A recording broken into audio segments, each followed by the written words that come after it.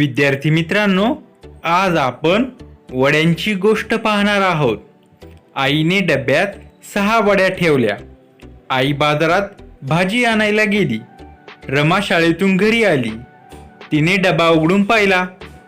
डब्यात तिला 6 वड्या दिसल्या. रमाच्या तोंडाला पाणी सुटले.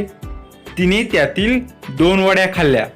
घरी आल्यावर आईने डबा उघडला तर त्यात 4च वड्या होत्या. आई म्हणाली, रमा, तू 2 वड्या खाल्ल्यास? रमा म्हणाली, आई, मी 1 वडी खाल्ली.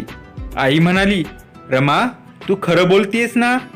रमा म्हणते, आई, मला वडी खूप आवडली म्हणून मी आणखी 1 वडी खाल्ली. आई म्हणते, शाब्बास रमा, तू खरं सांगितलंस. ही घे तुला अजून 1 वडी. ही 1 वडी बाबांना दे, 1 वडी आजीला दे आणि ही 1 वडी मी खाते.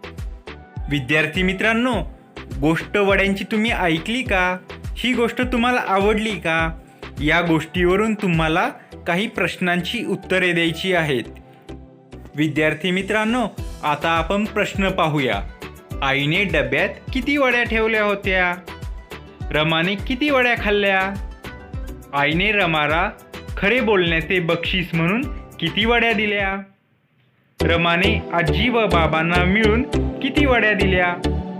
आईने स्वतःला किती वड्या घेतल्या? डब्यात शेवटी किती वड्या उरल्या? या सर्व प्रश्नांची उत्तरे तुम्ही चौकटीमध्ये लिहा.